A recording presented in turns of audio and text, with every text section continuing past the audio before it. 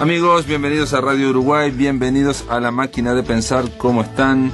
Estamos llegando al jueves. El jueves, saben, es el último día de La Máquina de Pensar. Tenemos ahí en controles de emoción, está emocionado, de emisión, lo tenemos a Jorge Pozzi, y al flaco Germán lo tenemos en la producción de este programa. Estamos en una semana no dedicada a un escritor, no a un autor, sino una semana, digamos, de ensalada rusa, no sé cómo decirle.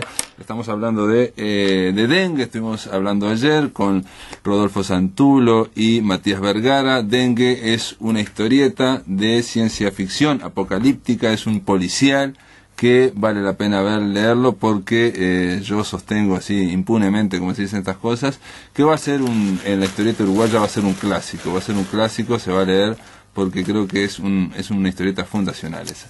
Después estuvimos hablando también de Te Cuento Qué, del libro de oro, del TCQ, estuvimos hablando con Elena Corbellini de su última novela, Hay una cierva menos en el monte. Y bueno, hoy, para terminar esta semana, y una semana bastante especial porque se viene el Día del Libro, el sábado 26 de mayo, vamos a estar de alguna forma hablando de uno de los grandes de la literatura uruguaya. Vamos a estar hablando de Paco Espínola. Pero antes le quiero dar la bienvenida a la profesora Gloria Salvarrey. ¿Cómo andas, Gloria? Muy bien, muy buenas noches, muy encantada de estar con ustedes, y es un muy buen lugar para hablar de Espínola. Sin duda, bueno, no sé si es un buen lugar, pero podemos hablar largo y tendido, porque Gloria Salvarrey escribió un libro que se llama Escuchando los fogones de Paco, aproximación a Francisco Espínola.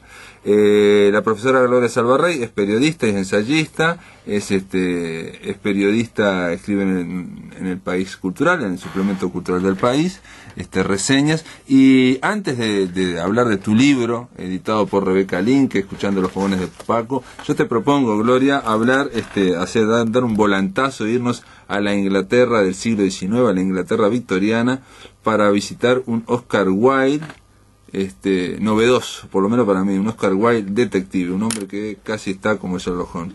¿Cómo es esto? ¿Cómo es el Oscar Wilde detective? Bueno, Oscar Wilde corresponde a una saga de novelas policiales escrita por Giles Brandreth, que es un inglés muy particular.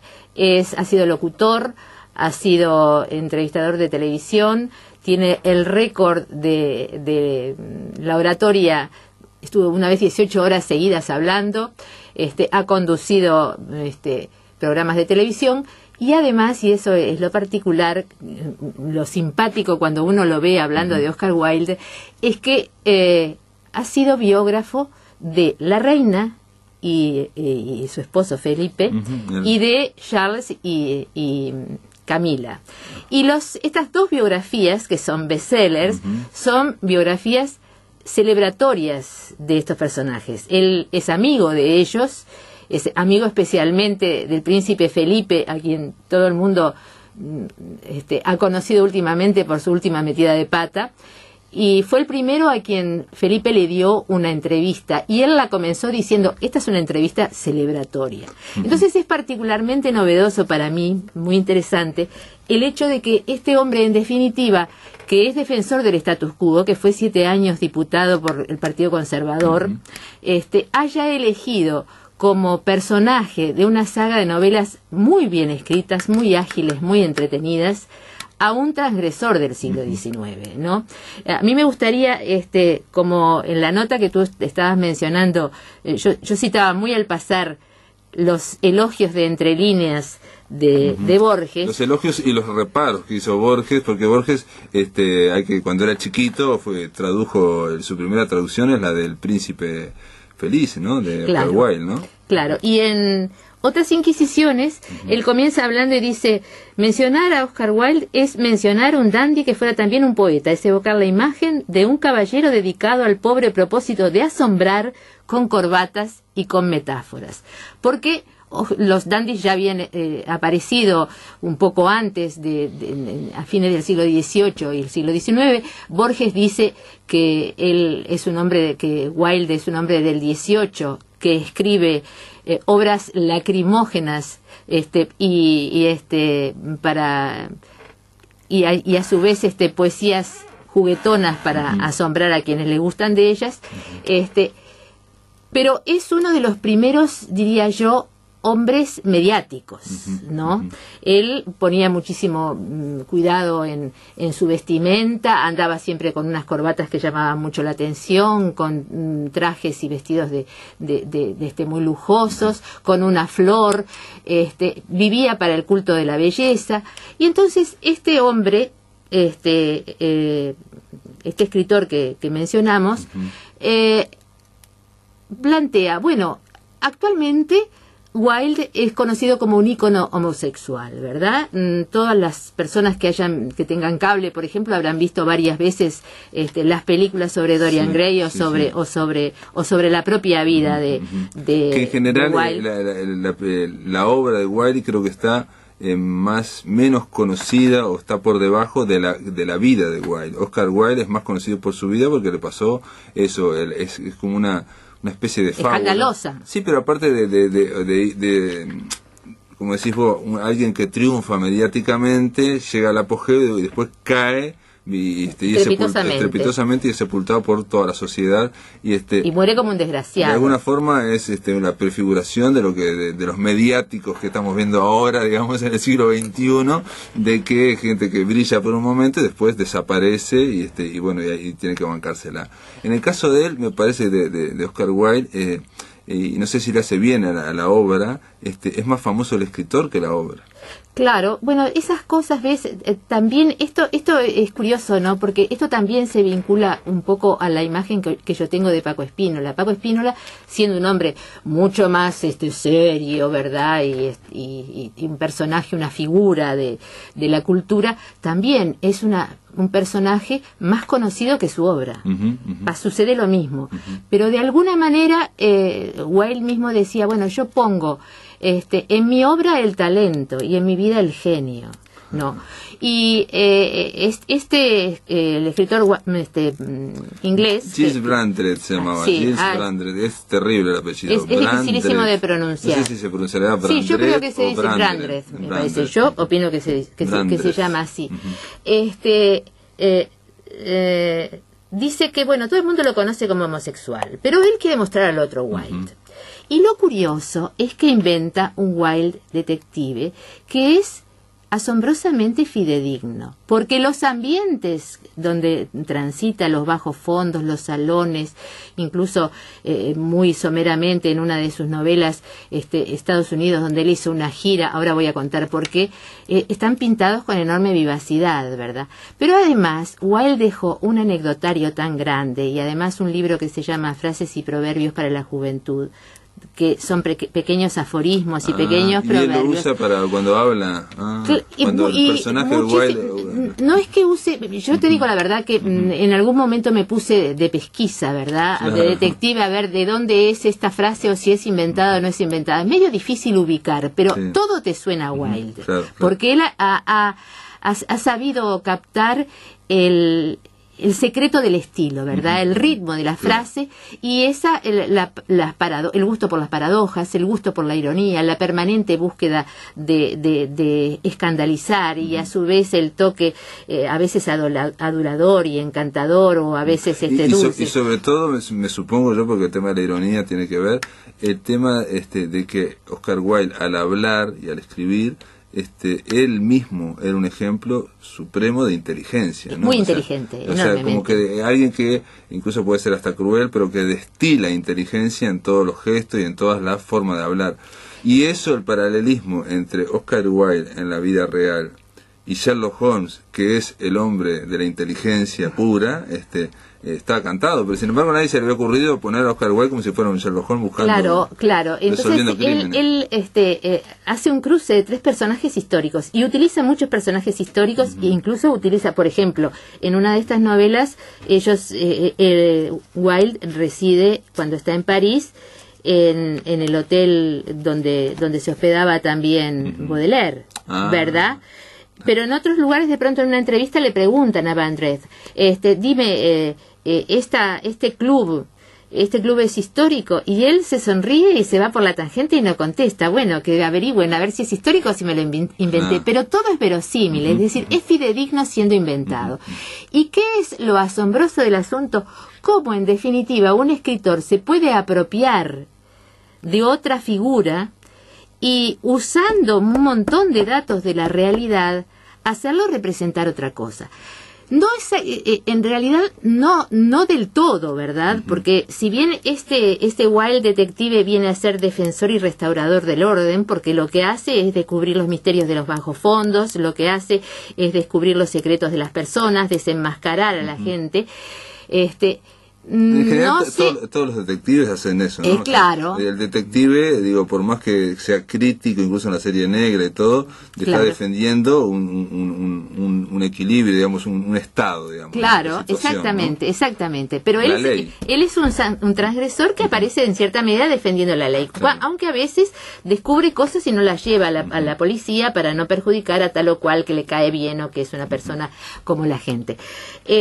Pero entonces lo particular es cómo este hombre, que es un conservador, se apropia de la figura del transgresor y lo hace creíble, ¿verdad?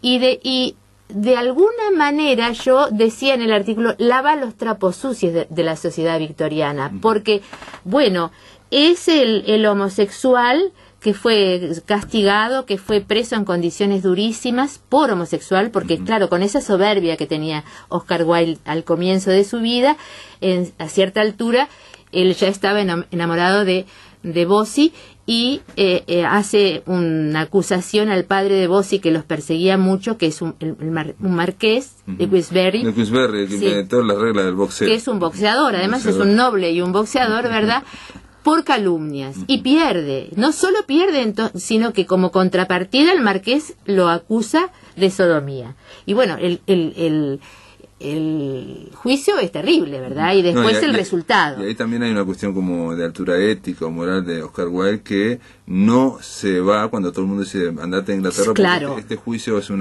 te van a linchar, no va a ser un linchamiento, y él se queda a encarar, digamos, tratar de encarar la hipocresía inglesa, y obviamente pierde, ¿no? Claro, se queda a encarar la hipocresía inglesa, pero también yo creo que un poco por ingenuidad, porque hay todo en su vida una cosa de juego, ¿verdad? De no pensar, en definitiva, que como en su vida siempre hay un poco el desafío, y permanentemente es un doble, es el padre amante, es el padre que mortifica a su familia porque tiene amoríos con hombres. ¿Es un indolente o es terriblemente trabajador? En este periodo en que se ubican estas novelas, él pasa 1001 para mantener a su familia. Se va a Estados Unidos. Por lo que yo te entendí, en este periodo es, digamos, durante el apogeo de Oscar Wilde. Claro, es antes de la caída. Claro. Él, estamos hablando de, es un escritor famoso, si bien a veces tiene problemas económicos, ¿no? Claro, no. Al comienzo de todo, que ya empieza a ser famoso, ¿verdad? Cuando comienzan a desarrollarse esta saga de historias, él ha tenido un premio porque ha escrito un poema, y lo que ha sucedido es que como él es tan escandaloso y está siempre en los salones y demás, le han hecho una opereta que se llama Patience, en la cual lo ridiculizan, y él le divierte un poco, y es un gran éxito. Ridiculizan su esnovismo, ridiculizan sus maneras de vestir, su peinado a lo paje, es un hombre grandote y medio torpón, que ama la belleza, que es un hedonista y demás.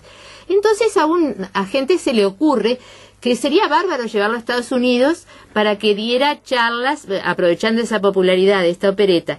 Y va a Estados Unidos, y en Estados Unidos ya de llegada nomás se dicen, ¿qué tiene que declarar? Aparte de mi genio nada más. Los norteamericanos quedaron furibundos. Bueno, y empezó a recorrer Estados Unidos te diría que con un éxito variable, según como lo mires, porque por un lado era muy criticado en los periódicos. Perdón, ¿esto ocurrió en la realidad? Esto ocurrió en la realidad, y las novelas, la última de las novelas, la que se llama, ¿tenés ahí la que se llama se llama Una muerte sin importancia, Oscar Wilde, La sonrisa del muerto. La sonrisa del muerto, exactamente. Esa sucede, la ubica a la vuelta de Estados Unidos, cuando él va a París, y entonces viene con amigos hechos en su viaje a Estados Unidos.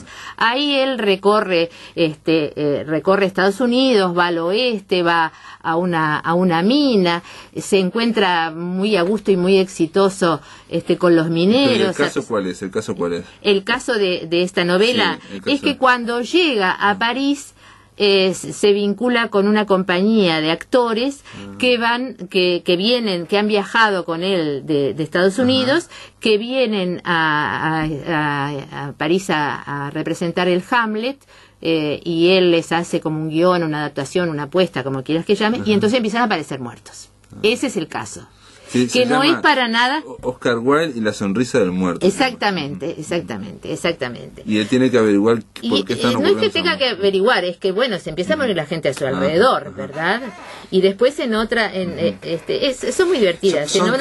Son 3 novelas. Son 4, aquí hay 3. Bueno, hay 3 acá. Sí, aquí hay 3. En las 3, en los títulos figura Oscar Wilde, el nombre Oscar Wilde y la palabra muerte. En una es Oscar Wilde y una muerte sin importancia, en el otra es Oscar Wilde y el club de la muerte, claro. La tercera es Oscar Wilde y la sonrisa del muerto. A mí me gustan más las 2 primeras, pero hay 2 datos importantes, no sé cuánto tiempo más tenemos. Sí, tenemos un minuto. Sí. Tenemos un minuto largo, que es imprescindible decirlo para que se entienda estas novelas. Lo singular del escritor es que él junta a Robert Gerard, que es un biógrafo de Wilde, y a Conan Doyle, el escritor de Sherlock Holmes. Ellos en realidad se conocieron en una circunstancia muy particular, porque fue cuando un empresario norteamericano le encargó una obra que sería el retrato de Dorian Gray a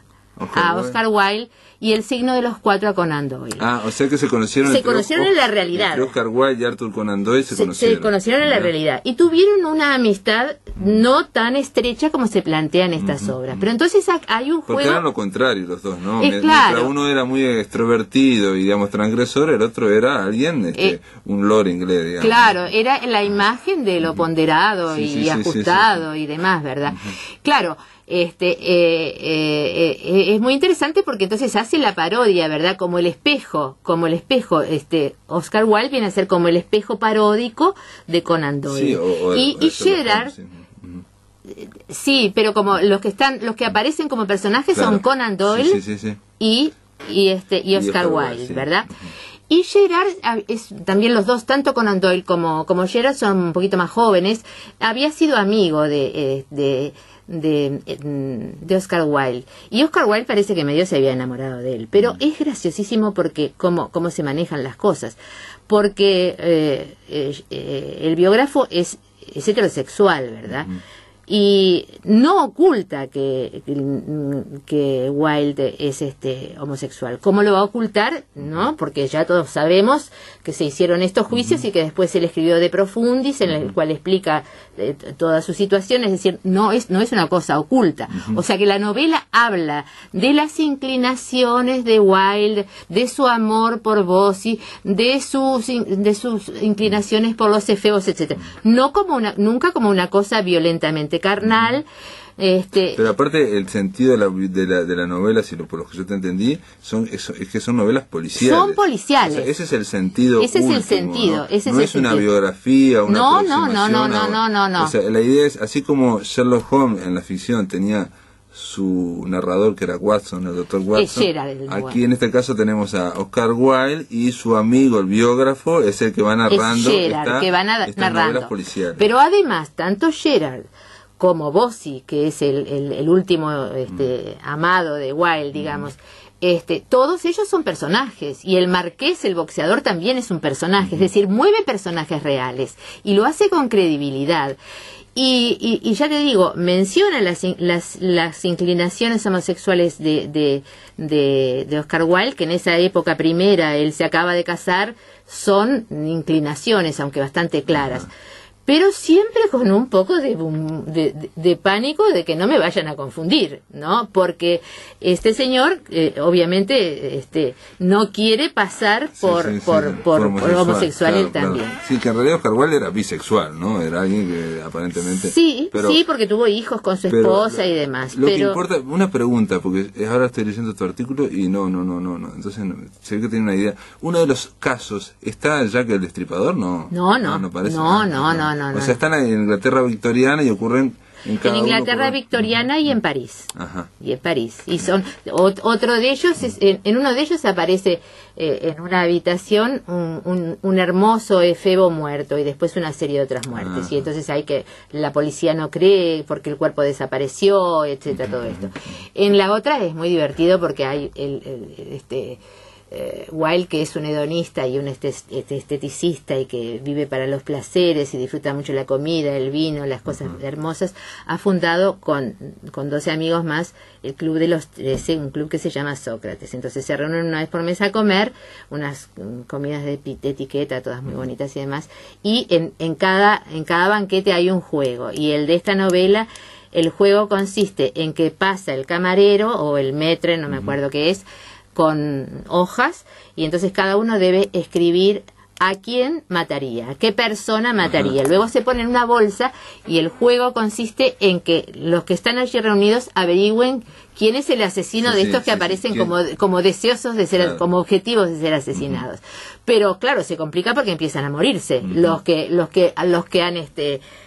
que han sido simplemente enunciados en un juego, como, bueno, ¿quién sería? Si yo tuviera posibilidad de matar a alguien, ¿a quién mataría? A tal, ¿no? Pero a tal de los que están alrededor de la mesa. Algunos están alrededor de la mesa y otros no. Sí, como me pareció a los 10 indecitos. Ahí está. Bueno, Gloria Salvarrey, si te parece, después de la pausa, ya hablamos de Oscar Wilde, detective, te propongo hablar de Paco Spinola y los fuegos, bastante serios. Gloria Salvarrey, estábamos hablando fuera del micrófono, e incluso usted habló dentro del micrófono. Gloria Salvarrey, escuchando Los fogones de Paco, aproximaciones a Francisco Spínola, es un ensayo que vos escribiste donde tratás de referirte a una obra, no a toda la obra de Paco Spínola, que ha sido bastante estudiada, pero bueno, que no siempre se puede estudiar más, ¿no? Sino una obra que es la última, digamos, de él, y que es quizás la más, no sé, la más diluida. Es la última, pero la escribió a lo largo de toda su vida. Sobre todo la contó oralmente a lo largo de toda su vida. Don Juan el Zorro estamos hablando. Don Juan el Zorro, ¿verdad? Está editada en 2 tomos, como él quería que fuera editada. Y yo te quiero contar un poco cómo es que empecé a trabajar Don Juan el Zorro. A cierta altura, yo soy heredera, hija, no sé cómo decirte, de la generación del 45, y mi interés personal es la literatura ciudadana, la narrativa ciudadana. No sos rural. No. Entonces me sucedió, por un lado, que tuve que vivir un tiempo en el campo, descubrí el campo, pero además me llamaba mucho la atención que todo el mundo decía que Don Juan el Zorro era una obra maestra, era una grandes elogios, y yo no encontraba que nadie lo hubiera estudiado, y hablaban de la oralidad de Paco Spínola, y tampoco nadie me explicaba en qué consistía la oralidad de Paco Spínola. Y por otro lado, yo sentía como una especie de cuenta pendiente, porque yo en cierta medida estaba de espalda a la literatura rural. Estaba como peleada con la literatura rural. Para mí, dame Onetti lo que venga detrás de Onetti, ¿no? Eso eran mis gustos personales. Entonces, por esa razón fue que empecé a interiorizarme en Juan Spínola y empecé a descubrir unos cuantos misterios y explicaciones que a mí se me ocurrieron, que capaz que son locuras. Al final escribí este pergenio, este engendro, mejor dicho, que las editoras de Rebeca Lynn, que tuvieron la loca idea de editar, que es un libro larguísimo, que tiene... No es tan largo, es un libro de 200 páginas y que tiene una extensa bibliografía, y para hablar de Don Juan el Zorro de Paco Spínola, vos arrancás con un estudio bastante abarcativo en el cual en principio empezás a hablar de la fábula, ¿no? El tema de hacer una historia con animales, no con personas, no con personajes, pero no solamente hablas de la fábula, sino de la fábula latinoamericana y lo que piensan cada uno de los grandes escritores de fábula en Latinoamérica. En concreto, lo que pensaban los escritores latinoamericanos que usaron el zorro, porque el zorro es muy, muy usado dentro del mundo de la fábula de América Latina. Y eso que dejamos afuera toda la saga cinematográfica, ¿verdad? Eso no lo ni entré por ahí. Y que no hablaste, digamos, de lo que de lo que son los zorros en los cuentos tradicionales de hadas, por ejemplo, claro, ¿no? De europeos, digamos, claro, ¿no? exactamente. Del siglo XVII y demás, porque ahí el zorro y el lobo se van han sido muy, muy usados, muy usados.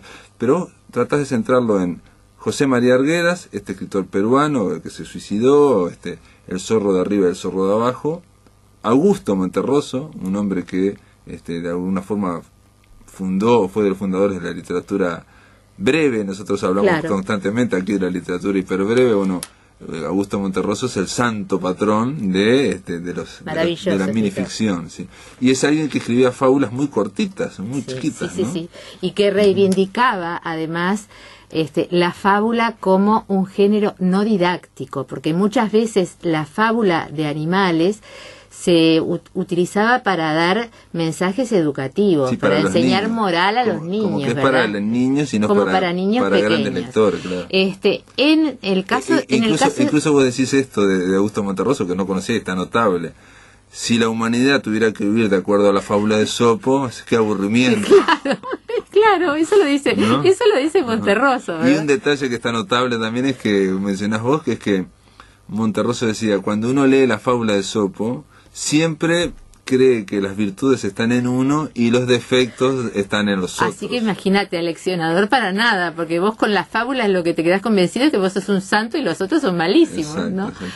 Bueno, el tema de Arguedas es distinto, porque Arguedas parte de una mitología como tal, con una serie de ritos, en todo ese universo indígena de Arguedas, que también es oral, que también tiene esas características orales, y hay todo un ritual. Entonces el mito de el zorro de arriba y el zorro de abajo es un libro difícil, tiene fragmentos accesibles y otros muy difíciles. Para mí es una de las novelas más maravillosas que hay, es la novela del suicidio de Arguedas, ¿no? Y allí hay algunos, esto sería para otro detalle, para detalles hablando con los libros en la mano y leyendo fragmentos, ¿verdad? Hay singularidades que los acercan en la manera de presentar los personajes y otras que los alejan bastante. Pero a mí lo que me interesa, hablando de Spínola, me interesa centrarnos un poco en qué vienen siendo los animales en la cultura uruguaya y haciendo ese parangón que yo de alguna manera hago con Solari. No sé si... Sí, con Luis Solari. Con Luis Solari. El grabador y pintor, ¿verdad? Bueno, tú viste que Alejandro Pascual, mi hijo, y yo hicimos una web que es un poco el comentario de este libro, porque tiene una galería de fotos en las cuales hay fotos de Spínola gesticulando mientras habla, porque una de las cosas que a mí me interesa es mostrarlo como narrador oral. Hay una cantidad de fotos de la familia y fotos de lo que yo llamo el simulacro del fogón, y hay algunas reproducciones de Solari, de obras de Solari, que están en la web, en la página web, porque el Museo Virtual del País me autorizó, igualmente que me cedió el País me cedió una serie de fotos inéditas, una divina, en la cual Paco Spínola está delante de un micrófono que es más grande que nuestras dos cabezas juntas, y haciendo todos esos gestos tan característicos, ¿verdad? Entonces, perdóname, la web se llama www.literaturaUruguaya.com.uy, y ahí van a Paco Spínola y se ven esas fotos que estás diciendo vos, que están muy buenas y que hablan del libro, ¿no? Escuchando los fogones de Paco. O sea que reitero, si a los que quieren ir a internet y verlo, es www.literaturaUruguaya.com.uy. Ya está el aviso. Muy bien. Entonces, ¿por qué están las reproducciones de Solari? Porque Solari, que también fue un hombre carnavalero más abiertamente que Spínola, porque en la época de Spínola, en la mitad del siglo, los intelectuales odiaban el carnaval, miraban de espaldas y lo consideraban chabacano, ordinario, etcétera. Solari fue un hombre de carnaval.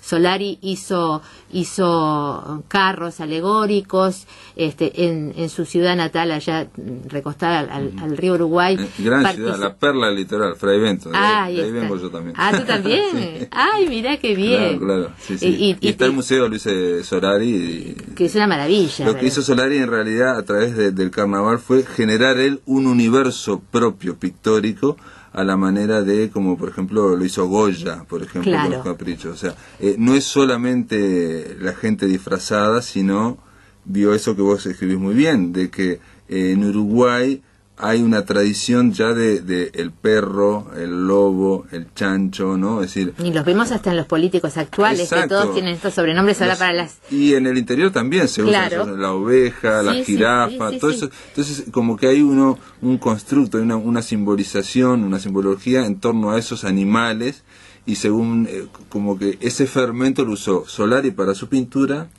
y Paco para su literatura. Claro, y de alguna manera es la misma idea, ¿viste? El mismo sentimiento, es decir, el disfraz te oculta, pero el disfraz te revela. Claro. Tú te escondes detrás del disfraz, pero con el disfraz podés hacer cosas que no harías si no estuvieses disfrazado. No, y aparte disfrazado podés decir más de tu personalidad que en la elección del mismo disfraz, claro, ¿verdad? Y además, a mí una cosa que me encantó, que es un libro de Enriqueta Spínola, que es una biografía del padre de Spínola, que es Enriqueta Spínola, es hermana de Paco Spínola y es la madre de Silvia Cané, que es la que se dio una cantidad de fotos de la familia que están puestas en la web.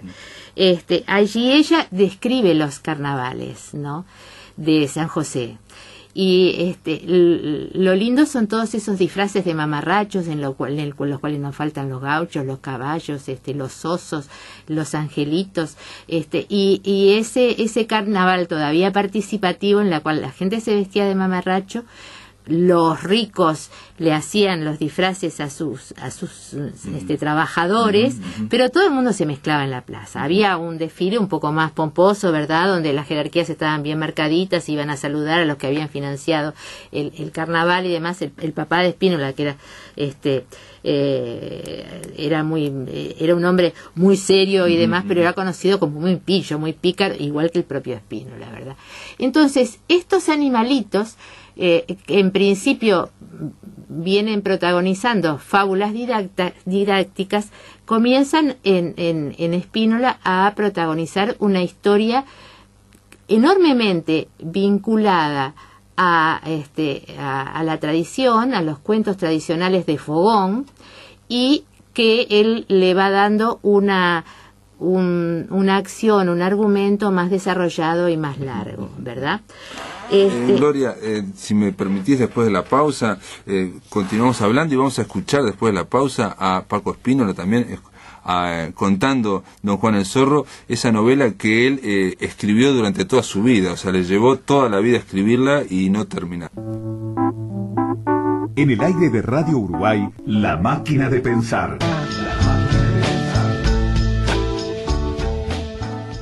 Estamos en La Máquina de Pensar. Ahora queremos escuchar a Don Juan el Zorro por Paco Spínola. ¿Qué vamos a pasar la comisaría? Sí, el fragmento que nos llega por el Museo de la Palabra del Sodre y que está también en la página web, escuchando los fogones de Paco, ahí en esa página que se llama www.literaturaUruguaya.com. Es un fragmento, ¿no? La idea es escuchar este fragmento. Sí, un poquito para sentirlo como él. A ver si podemos escucharlo. Bueno, en 2 minutos. Bueno, el tema es que aparentemente no podemos escucharlo ahora, pero lo vamos a escuchar un poquito después. Escuchando los fogones de Paco. ¿Por qué este título que en gerundio, escuchando? Porque me llamó la atención. Generalmente se dicen, los títulos no se ponen un gerundio. Claro, es como es un error de sintaxis en el título, ¿viste? Porque el gerundio es una forma bastante peligrosa. Pero porque lo que yo quiero es revivir esa situación de escucharlo, es decir, este hombre porque tuvo dos facetas. El gerundio te da algo de que no ha terminado. De que está desarrollando. Lo estamos haciendo y no termina. Todavía está sucediendo. Exacto. Y entonces de alguna manera queremos recuperarlo, ¿no? Ahora, el tema es el siguiente. Paco tenía, como quien dice, dos facetas.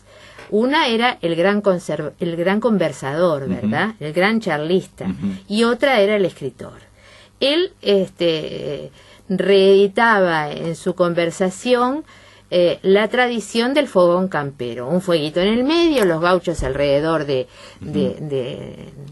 fuego. Que es la función del narrador, digamos. Claro, y el narrador viene de afuera, trae novedades, trae cuentos, esto, lo otro. Y lo va como fabricando, da esa sensación en realidad, que lo va construyendo con la participación de los demás. Entonces, se ha hablado mucho de que la escritura de Spínola, su marca es la oralidad. Ajá. Ahora, yo quiero diferenciar dos tipos de oralidad.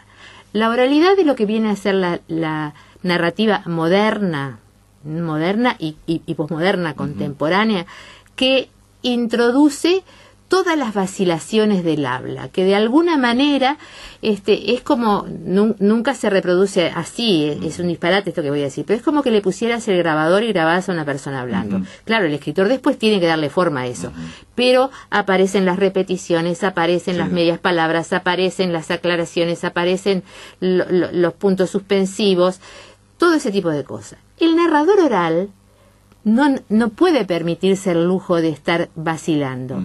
El narrador oral va armando una historia comprensible, lineal, más bien sencilla, y va apoyándose en su gestualidad para subrayar lo que está diciendo, va haciendo racontos, es decir, resúmenes de lo que ya contó para que la persona pausas. En esas pausas silencio. Paco tomaba mate o se liaba el cigarrillo de hoja, ¿verdad?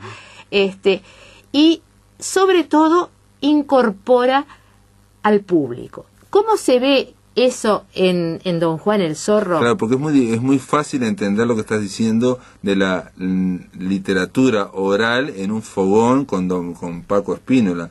Lo que es difícil es pensar cómo Paco Spínola podía hacer para que esa oralidad ponerla en un texto. A ver, te propongo escucharlo ahora. ¿No? Esto, a ver.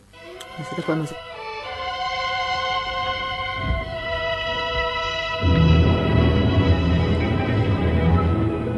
La comisaría. Con pereza los brazos del tigre surgieron de abajo de las sábanas y sobresalieron de la cama, cada uno por su lado, apretando los puños, estirándose y recogiéndose hasta quedar en escuadra. Al mismo tiempo, el comisario abrió la boca y la dejó así hasta que todo el sonoro bostezo hubo salido. Entonces la cerró y se le abrieron bien de par en par los ojos. Para poco los hubiera precisado el tigre si no fuera que, abandonado en calzoncillos el lecho, él empujó la alta ventanita enrejada que daba al campo. A lo gato la luz y un aire fresco abalanzáronse sobre su cara, mientras él se allegaba a la silla donde posaba un uniforme de gala. El comisario se puso las rojas bombachas y se sentó en la cama para calzarse las botas. Introduciendo hasta media canilla, cogía enseguida las orejas del calzado y hacía fuerza hacia arriba, moviendo a compás el pie en ayuda. Luego se incorporó, se meció un poco sobre las plantas y enderezó a una puertita chica que venía a quedar frente a la puerta grande. La abrió, pasó, la volvió a cerrar pudoroso. Se quedó quietito un momento adentro. Volvió a aparecer para avanzar hacia el lavatorio. Era un trípode de hierro con una palangana encima y abajo una jarra grande. Vertió agua, depositó la jarra en su sitio, retrocedió un corto paso. Bueno. Estamos escuchando a Paco Spínola, es un fragmento nomás porque, digo, si no se nos va el tiempo. Estamos escuchando esta parte de Don Juan el Zorro de Paco Spínola, que no lo dijimos, pero bueno, él pasó toda su vida contando esto, haciendo lo contrario que hacía Onetti, que Onetti no contaba nada hasta que no escribía, porque si no se perdía el impulso, decía él, como tantos otros escritores que no cuentan lo que van a escribir para hacer un impulso importante. Este hombre hacía exactamente lo contrario. Paco Spínola se contaba a todo el mundo, y de alguna forma hay un paralelismo con José María Arguedas, ¿no? O sea, las novelas en las cuales el narrador, el escritor, pone toda su vida, ¿no? O sea, ponen mucho más que una historia, ¿no? Es su vida. Vos hoy, por ejemplo, no te diste cuenta, pero en un momento dijiste Don Juan Spínola, dijiste en un momento. No me di cuenta. Y yo creo que es así, porque creo que él se identificó con esta obra mucho más que con el resto de su obra. Y tú fíjate lo que son las incomprensiones de los grandes críticos, ¿no? Ángel Rama, a quien yo venero muchísimo, hablaba del pasatiempo y la pérdida de tiempo que era que Spínola contar estos cuentos, porque perdía el tiempo y no escribía mientras hablaba. Lo que pasa es que él se nutría de eso y creaba, intentó, ¿cómo fue que llevó lo hablado a lo escrito? Bueno,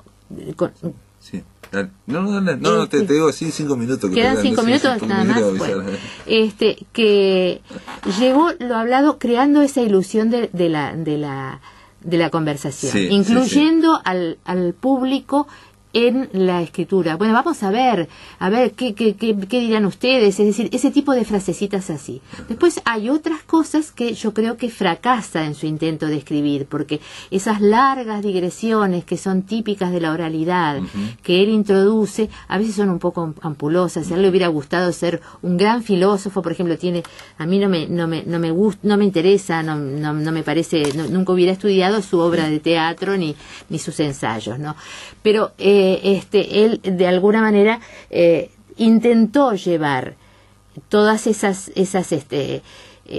trucos que tenía como narrador oral a la escritura. Y lo que estábamos oyendo, que eso es lo último que me interesa decir, muestra la manera de concebir un humor que es poético, que es cuestionador, que es crítico. Ahí estábamos viendo a un tigre que es el comisario. ¿Y cómo lo muestra el tigre?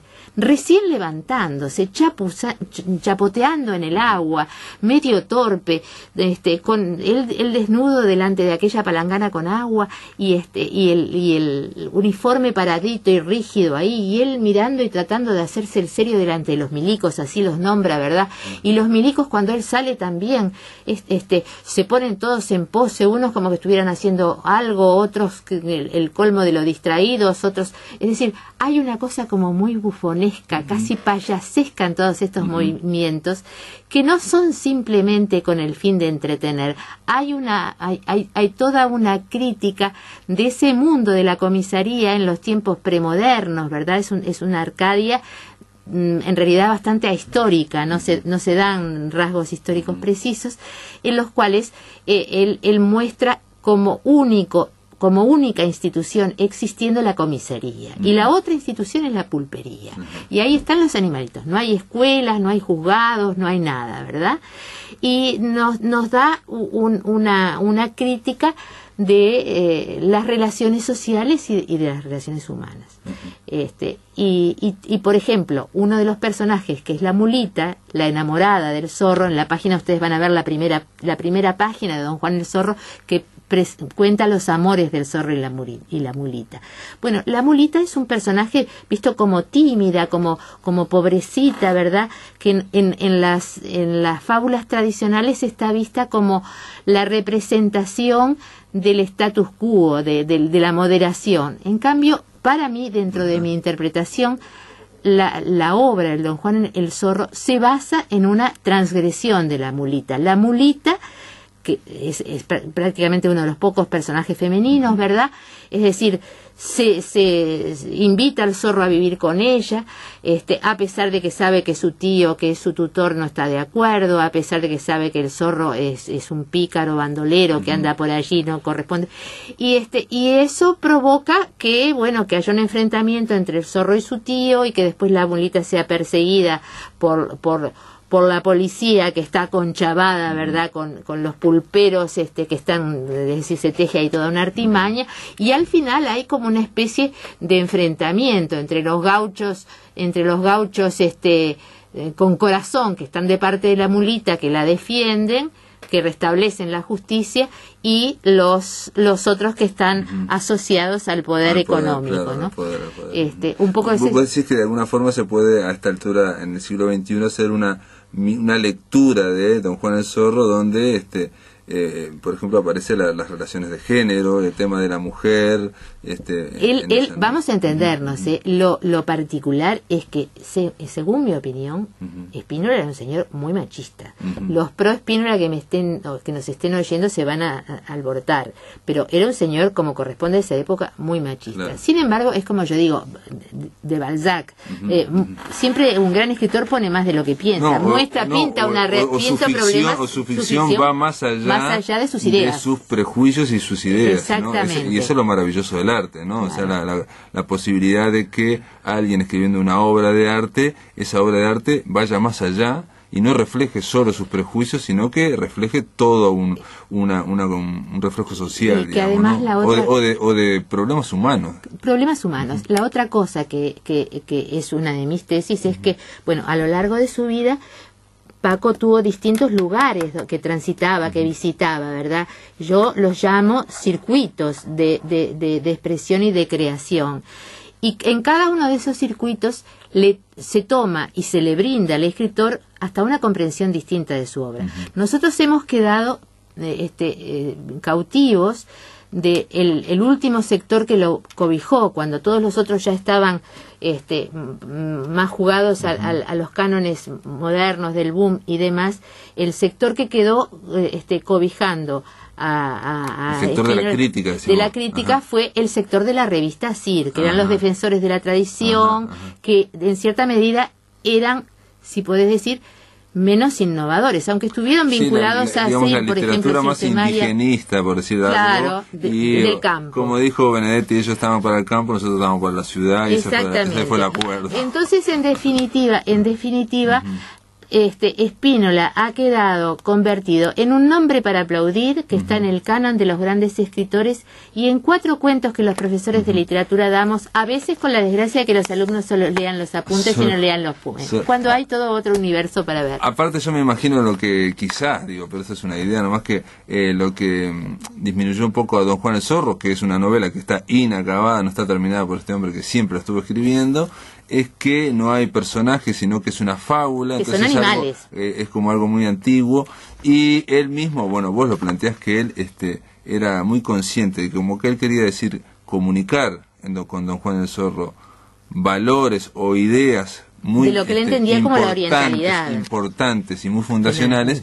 Él a la vez quería hacerlo con animales, para darle un toque de distancia y darle un toque de humor, porque si no podía ser esta historia contada ampulosa, con personas, claro. Sería un melodrama. Exacto, sencillo, y no tendría el vuelo y la poesía del humor. Y por algo a él le costó tanto contarla y recrearla. Le costó contarla porque tenía necesidad de contarla oralmente. El narrador oral nunca termina su ficción. La oralidad está abierta siempre. Ese es el drama, porque si quieres escribir un libro también, ¿no? Claro, que no lo pudo solucionar. Como realmente lo puede solucionar. Yo creo que no lo pudo solucionar del todo. Hay fragmentos maravillosos. Bueno, como en todas las obras de arte, alguien lo dijo también, en general, las grandes obras de arte son siempre un intento, ¿no? Siempre es un intento.